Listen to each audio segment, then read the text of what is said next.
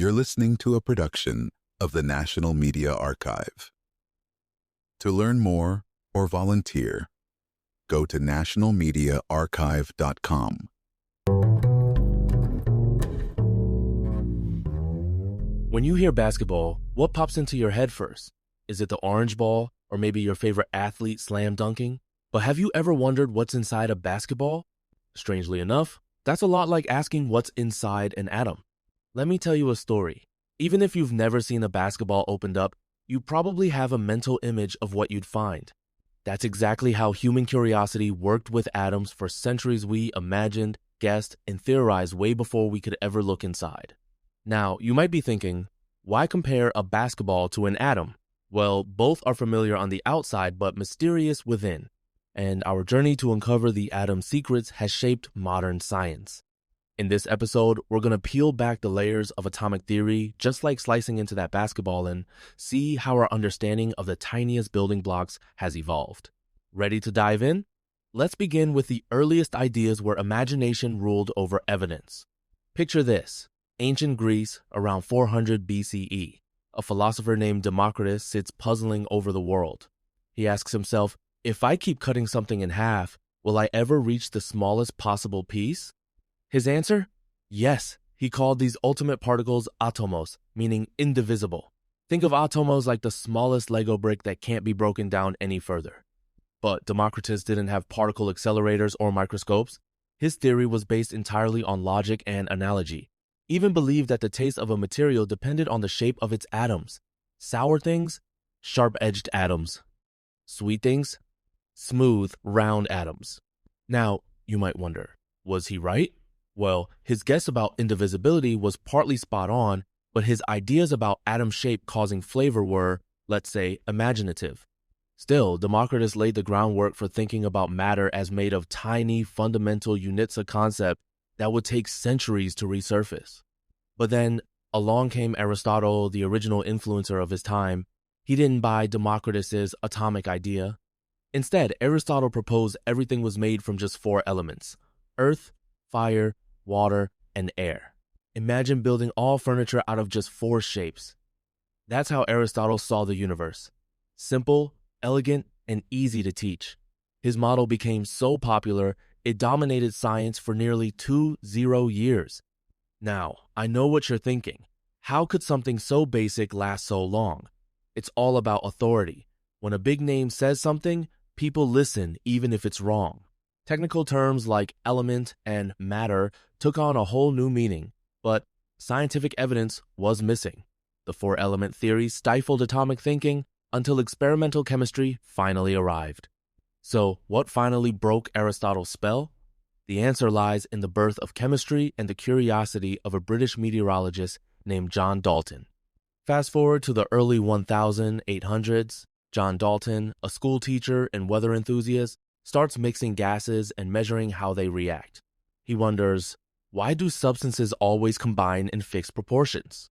Dalton's experiments led to the law of multiple proportions, a fancy way of saying that elements combine in specific, repeatable ratios. Think of it like following a recipe. You always need the same amount of flour and sugar for a cake, or it won't rise. He proposed that matter is made of tiny, solid spheres unique to each element. These atoms were unbreakable and rearranged during chemical reactions, never destroyed. It's the atomic billiard ball model. Now, you might ask, was Dalton right about everything? Not quite. Atoms aren't solid balls, but his model explained the patterns chemists saw in their reactions. Dalton revived atomic theory, but it would take another century, and some electrifying experiments still reveal atoms are even more complex. Jump to the late 1800s. Enter J.J. Thomson and his trusty cathode ray tuba glass tube, nearly airless, with metal electrodes at each end. When he pumped electricity through, a mysterious greenish glow appeared. By deflecting the rays with magnets and electric fields, Thomson found they consisted of tiny, negatively charged particles later named electrons. Imagine pulling chocolate chips out of your cookie and realizing they're everywhere inside. Thomson proposed the plum pudding model. Atoms are positively charged blobs, the pudding, with negative electrons scattered throughout the plums. Now, you might be thinking, that sounds odd, why pudding? Well, It was the best analogy for a lumpy mixture of charges at the time. This discovery introduced two technical terms, electron for the negative parts and cathode ray for the mysterious beam unveiling that atoms weren't indivisible after all. Not everyone bought into Thomson's pudding.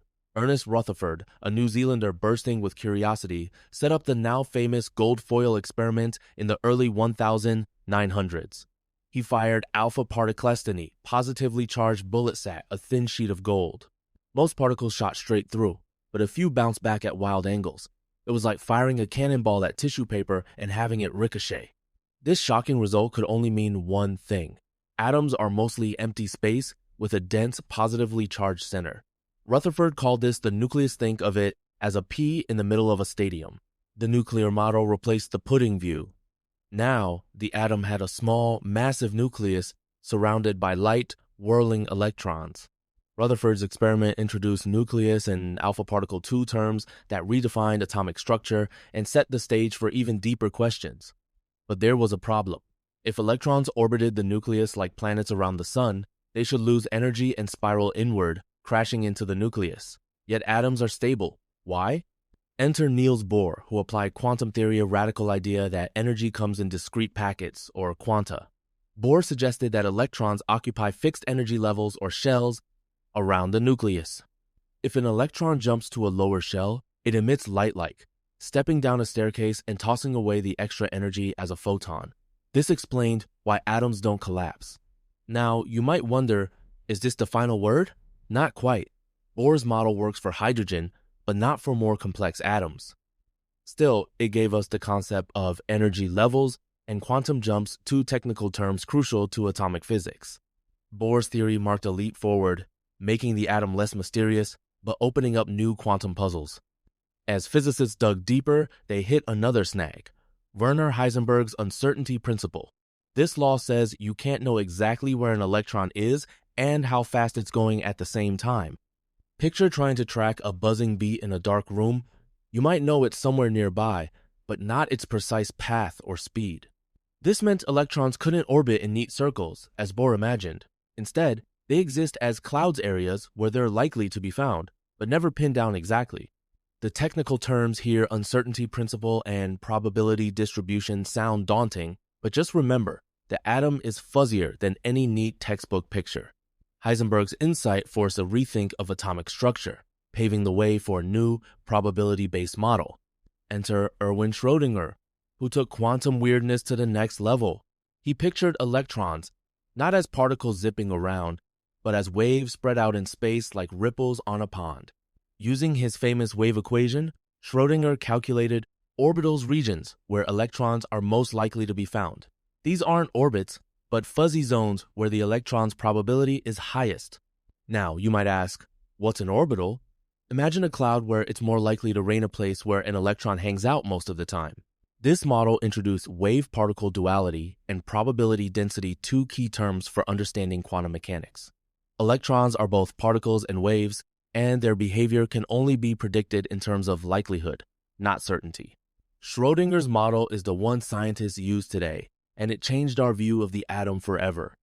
So, what have we learned from centuries of atomic exploration? Each new idea, whether from Democritus, Dalton, or Schrödinger, challenged the one before. Science thrives on curiosity and the willingness to dig deeper.